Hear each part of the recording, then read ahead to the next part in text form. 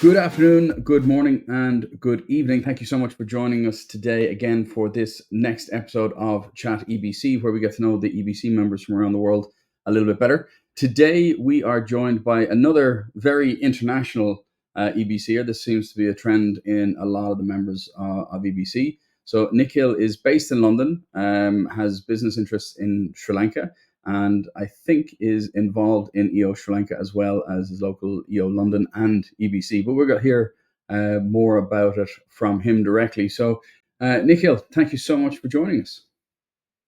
Hi, great to be here, and thank you for the opportunity. So, tell us a little bit about I mentioned there Sri Lanka, London, EBC. There's lots of international stuff going on with you. Tell us a little bit about yourself. Yeah, so I grew up in the UK. I went to school in the UK, and then I went to university in the States, studied international relations. And after that, I decided to join my family business, which was based in Sri Lanka, actually, a fourth generation family business, mainly in the manufacturing of apparel at that particular time. We had factories in Sri Lanka, Bangladesh, and Vietnam. So I lived in Sri Lanka. After about 10 years, I think I probably did the unexpected and decided that I wanted to go do an MBA. So I moved to London for a year, did my MBA, did the Imperial, and then I went back to Sri Lanka, was in the business. And then in 2012, sadly, my parents, both my parents actually had cancer. My father, sadly, terminal cancer. And I relocated back to the UK. And I sort of lived in the UK for 5 years, got married, had my first child, and then moved back to Sri Lanka again for a couple of years, and then COVID happened, and I found myself back in the UK. We had our second child in the UK during COVID, and since then I've been living in the UK, and family's large, fourth generation, and the role that I play, my particular role is more around sustainability and impact. So I've been able to sort of, to a certain extent, do some of that while I've been here. But I've also been looking at different things around impact and sustainability as well, on my own. So, you and I have had lots of conversations at EBC and outside of EBC about two of those topics: family business, obviously, something that's very important to me, and sustainability, through our mutual friend and mutual chapter member, Troy, who I'm pretty sure I'm going to have to convince to get on here soon enough, about sustainability and the environment, and how we can keep things going from an environmental point of view.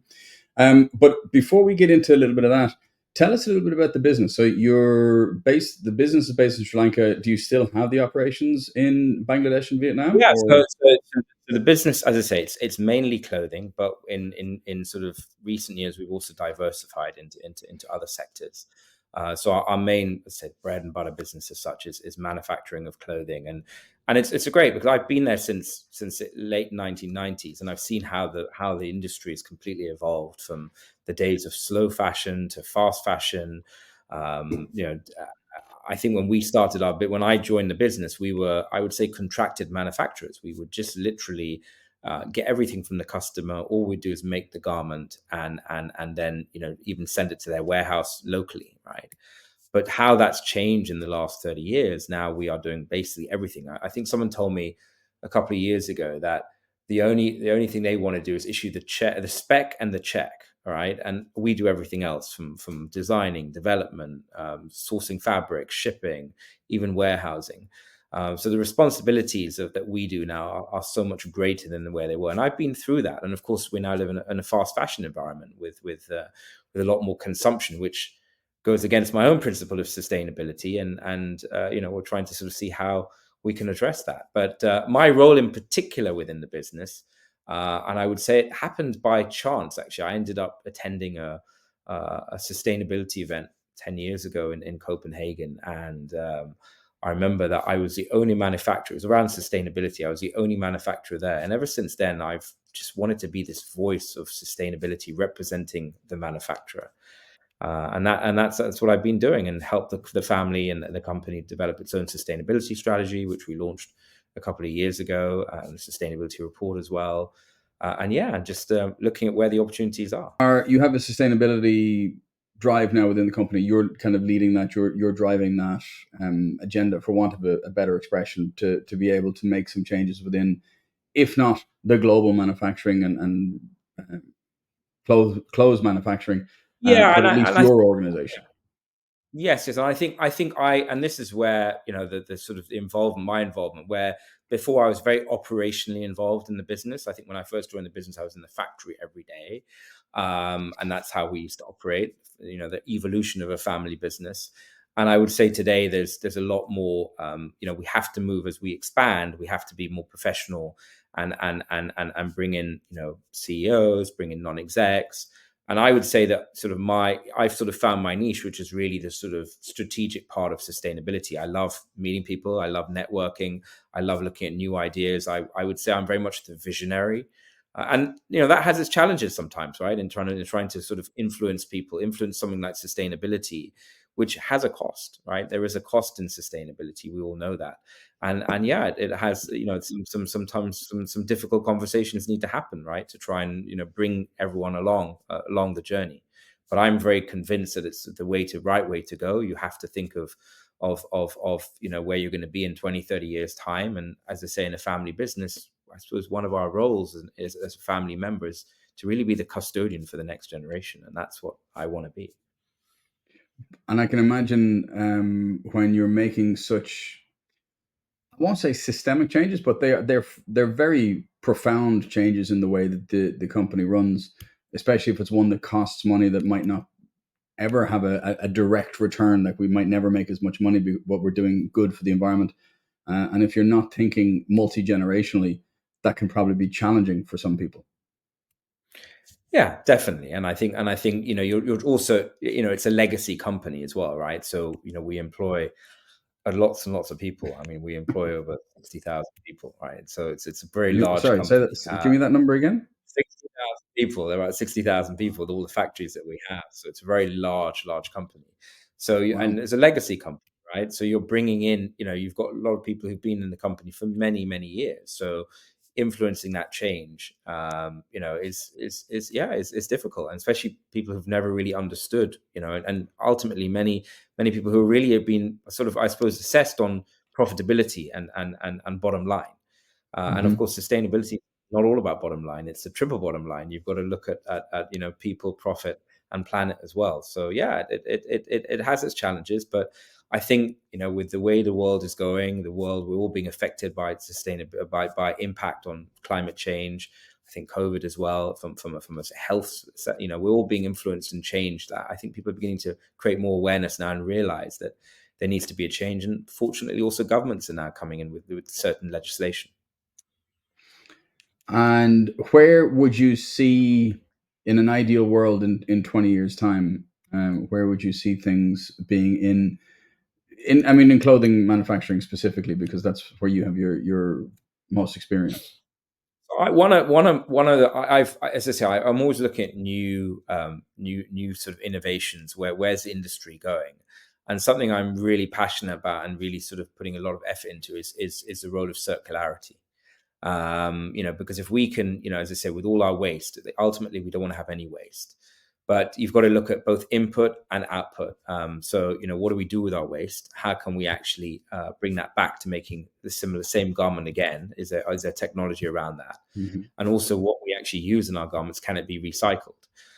So I'm hoping, as I said, there's a lot of innovation taking place now in circularity related to the fashion industry. It costs money. We all know people have to figure out who's going to be responsible for commercializing the innovation. But I'm pretty confident that in the next, if you say in 20 years' time, that we will have a circular model within the fashion industry, which will then allow people to really continue to buy new stuff or wear new stuff, different stuff, maybe not buy, but wear new stuff. So, continue the whole trend of fast fashion to a certain extent without actually damaging the environment. The A lot of the people that we see in GSEA now, that you're familiar with, the Global Student Entrepreneur Awards.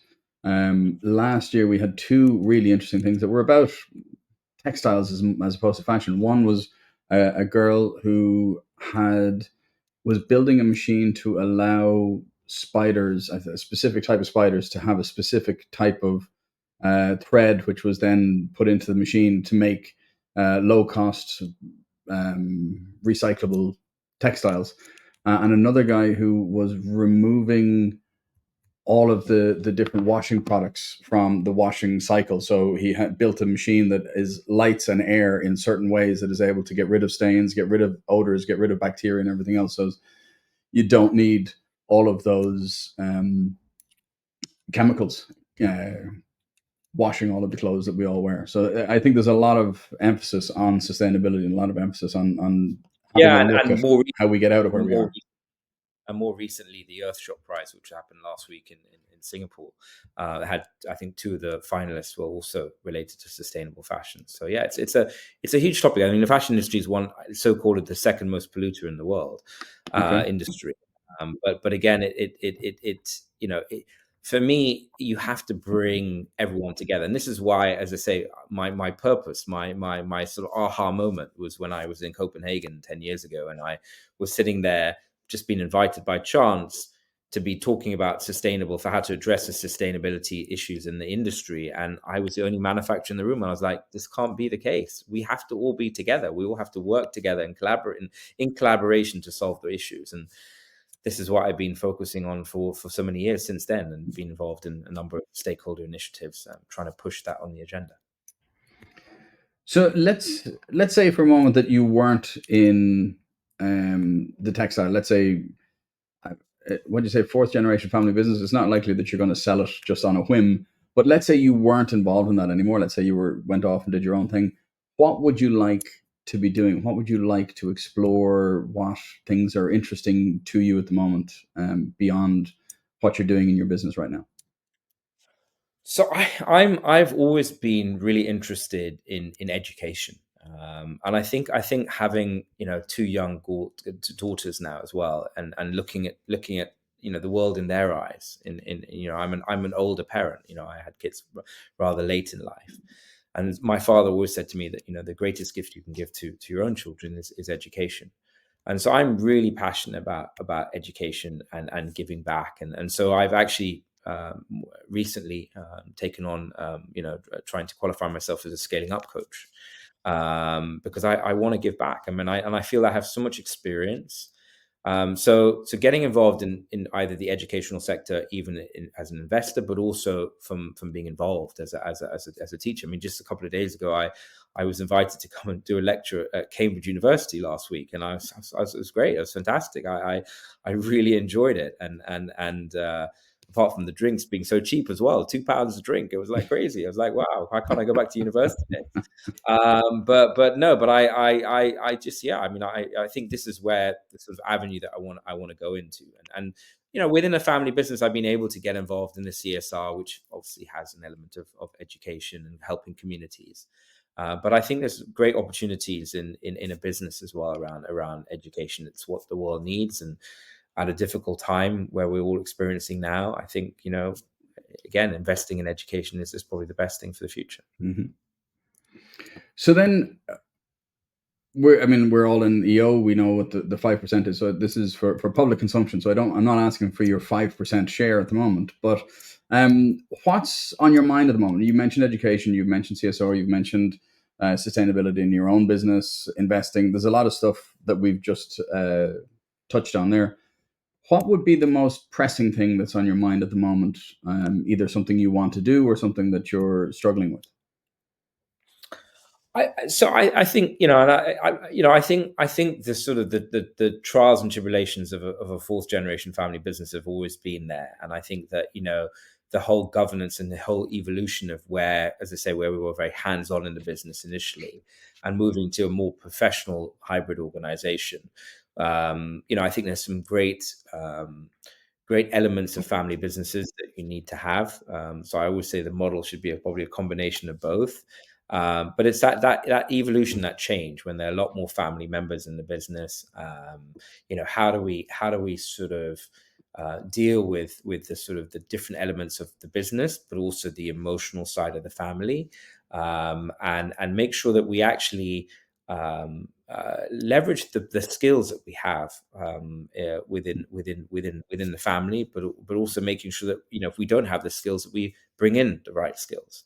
So for me, it's all around the governance and how can I influence, changes in the governance structure of this business. But also, I love, as I say, I love helping other businesses and sharing experiences, and so I sit on other boards linked to governance. Actually, I sit on other boards on governance committees. So I'm all around, how do you influence, and of course, it has a certain difference in a family business, certain element of a certain different dimension in a family business.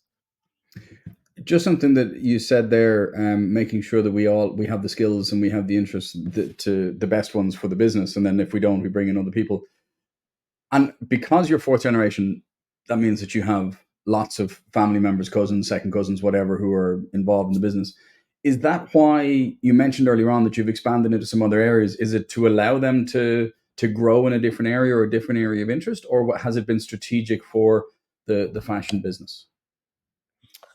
I think it's been strategic anyway. As I say, I think we've obviously utilized, we've obviously we have skills. We've obviously been in Sri Lanka as well, so we've obviously looked at the opportunities where they are. A lot of those diversified sectors are in Sri Lanka. So we've obviously looked at where the opportunities are. But as I say, I think there is an element of, as we move along and to different generation, we do have to look at new opportunities, and we also have to open it up to to the family coming in with new ideas as well, and looking at different sectors themselves, and how do we put in the governance model, but also guide them to be able to follow what they want to do, and also support the business. Ultimately, I think the business is not there to create employment for the family. It's there to probably generate wealth for the family, and that's what we've got to make sure that everyone understands that, and we put in the right structures in place. And we look at where other opportunities are, where we're an entrepreneurial family. We come. I didn't talk about where we came from, and I think that though our business is in Sri Lanka, we come from an area, we're Sindhi, so we come from an area, we're a community that come from an area of present day Pakistan, but it was India before partition. And literally overnight, because Pakistan became a Muslim state, we had to leave overnight. And a lot of our community scattered, literally got on boats and scattered all around the world. My mother actually was born in transit in Egypt, and grew up in Gibraltar, while my father's family grew up in Ceylon, which then became Sri Lanka. So we've always been an entrepreneurial community. And yes, our main business at the time was tailoring, right? And we moved into exports. That was what we knew what best. But again, we were always looking at new opportunities, and that's what we've done, diversifying into other sectors where tourism in Sri Lanka is obviously, it's gone through a tough time in recent years with the economic challenges, but tourism is something that, for the long term, and obviously sustainable power as well. A country that needs, that has good solar and good wind, and so obviously leveraging on that opportunity to generate electricity. So looking at those, always looking at these opportunities and to see what is a fit, what isn't a fit. I'm guessing EO has been an interesting part of that, or has given you some different perspectives in forum. How long have you been in EO? So I've been in EO for about 13 years. Very interesting. I was living in Sri Lanka in 2010, and I was asked to be to be the promoter of someone. Wanted the guys from India wanted to set up a chapter in Sri Lanka.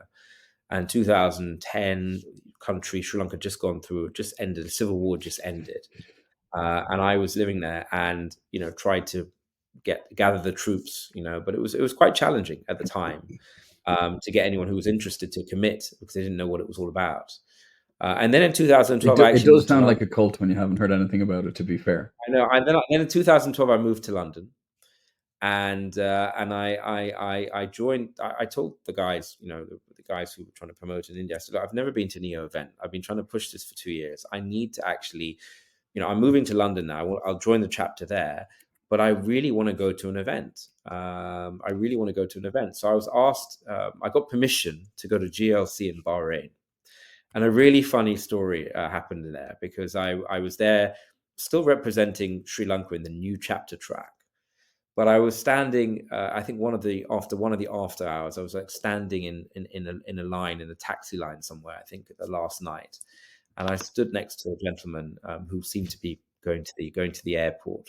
And if anyone who was at that GLC remembers that we were all given a jar of honey that year, because the incoming global chair was, I think, in the honey business, and so all been given these jars of honey. And there was a gentleman standing next to me, and I saw him. Seemed as he was going to the airport. He was carrying his jar of honey, and I asked him. I said, hey, nice to meet you. Happened to be the incoming chair of the London chapter, and I had just literally joined the chapter. And so I said to him, I said, you're going to the airport. You don't seem to have any luggage. He said, yeah. I said, well, that jar of honey is going to be confiscated because it's over 100 ml. Now, how I thought this after drinking how many gins, I don't remember, but I did. And so I will take your honey, and I'm coming back tomorrow. And of course, I had luggage, so I took the jar of honey from him. Met him back in London, and he said to me, he said, you know what? We have a vacancy on the board. So literally, I joined London chapter. 3 weeks later, I was the learning chair of London. Wow. And I took it in my stride, and I really felt that I really wanted to. I mean, London was going through certain challenges in terms of numbers, and I felt I really wanted to resurrect it. I loved organizing events. I've got a great passion. I used to organize a lot of events in Sri Lanka when I lived there, from balls to learning events, for different organizations. So when I moved to London, I was like, okay, let's start organizing events. And one of the first things I did was co-chair EO Unlimited in London. And then I I was went there. one step further, and then I went one step further and said, let's do a university. And I co-chaired a university as well. And then I got onto the Global Learning Committee. I ran executive education for a couple of years, including the start of the courses that we have at LBS, Harvard. We did a family business course at IMD. Mm-hmm.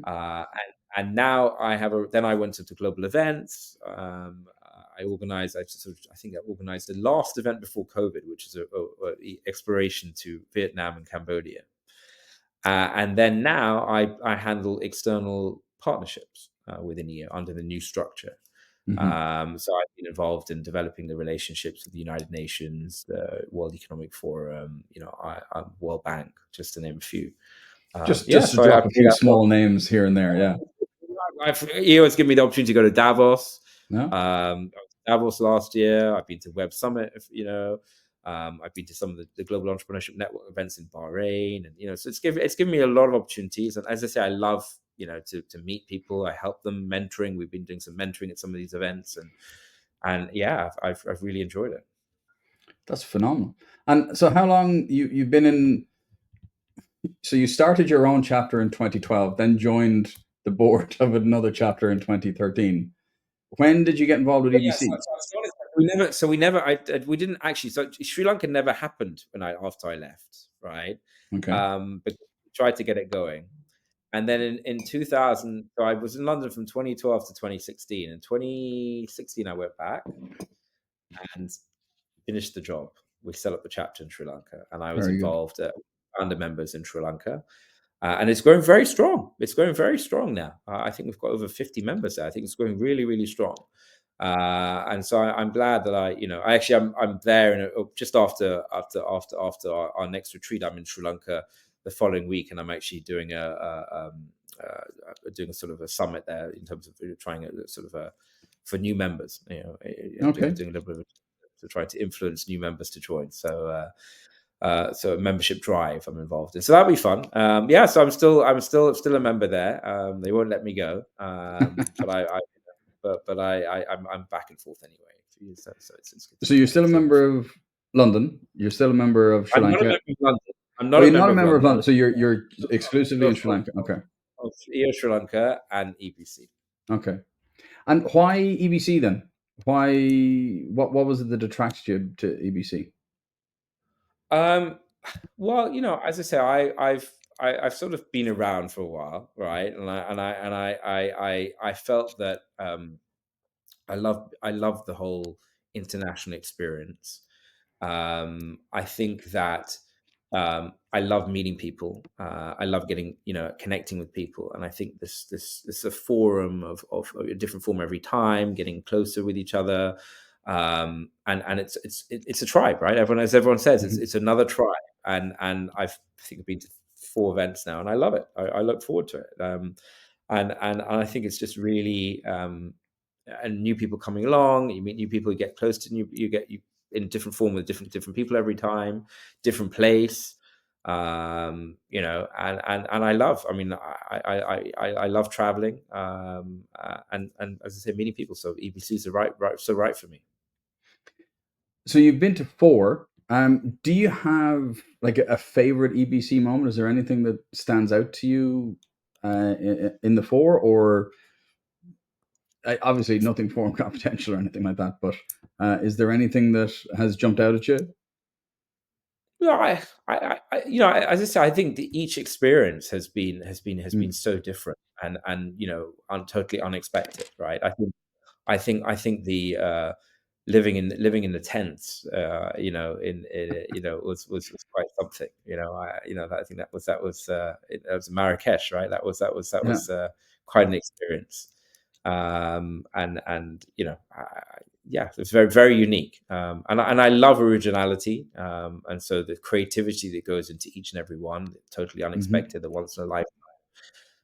So I think, yeah, I really enjoyed that. I really enjoyed Marrakesh and exploring that, and yeah, and I think that for me that was one of the After highlights. Marrakesh, I think we had so much tagine in those 4 days that I wasn't able to even think about a tagine for about 6 months. Yeah, yeah, yeah. I think every time we've had an event where there has been Tajin, we always make reference to it, right? Yeah. So yeah, even at Okay. GLC, I think we had something, and we were referring it to what happened at Yeah. EBC.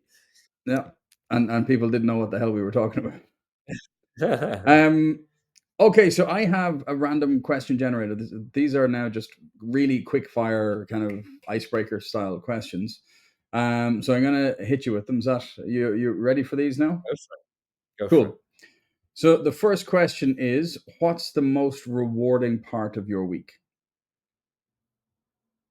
Spending time with my kids. I mean, yesterday, as I say, was Diwali, and to have the whole family together and seeing them dress up and following the traditions of the family was fantastic.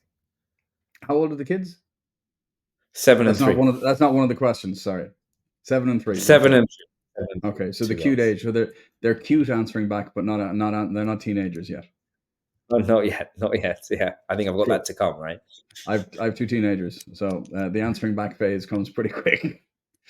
Um, what you might have already mentioned this one, but what's the biggest personal change you've ever made? I think, yeah, I think moving countries. I think it was really, having to move and relocate and after COVID, just before COVID as well. Actually, during COVID, actually moving and relocating was quite challenging and figure out what I wanted to do. So yeah, that's probably one of the biggest changes. Very cool. Third question: what's something you're currently learning about?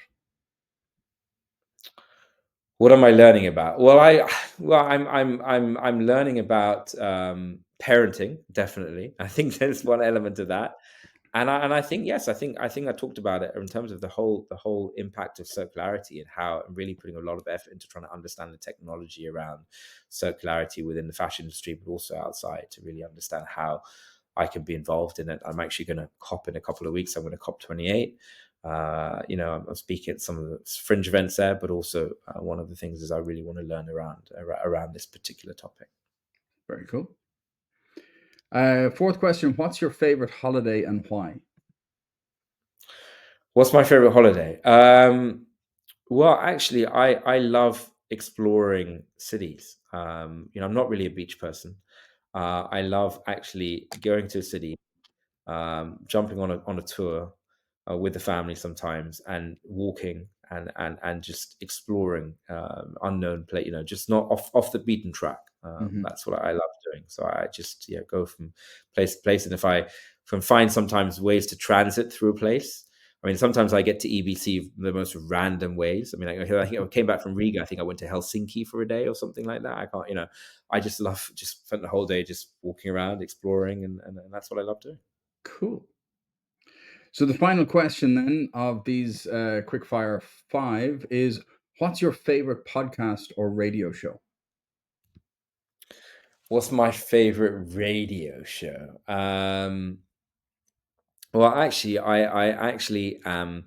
I know I'm a bit of a bot, but I actually really love. I'm mad about current affairs. And so I listen to different radio stations in the UK around current affairs, given the goss, and so it could be BBC News or BBC Mhm. Radio, or I have to be in touch with what's going on. I sometimes can't read fiction. I have to be in the mark, and so Sometimes the I truth love. is stranger than fiction, but yeah.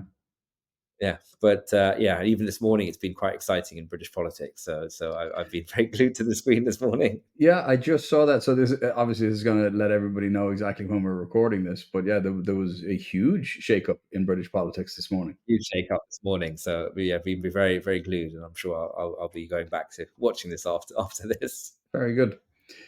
So then the final question I have is a question that was asked to you, not knowing it was for you, from David Hensel. So you know David from EBC, and his question. So you're familiar with his love not fear process and doing things out of love instead of doing things out of fear, and trying to make the world a better place. And his question is, how do you switch from a state of fear to a state of love? How do I go from a state of fear to love? Interesting question. Um, I think it's really around trying to sort of remain positive.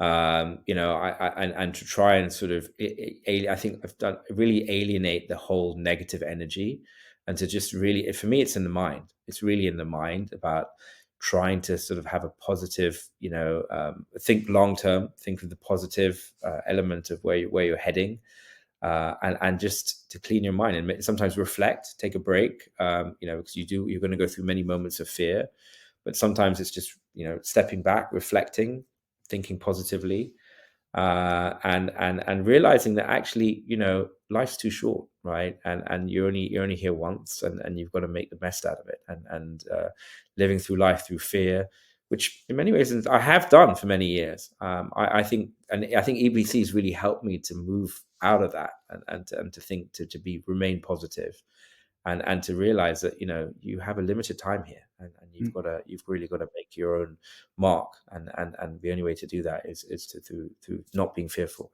and to show love. very cool.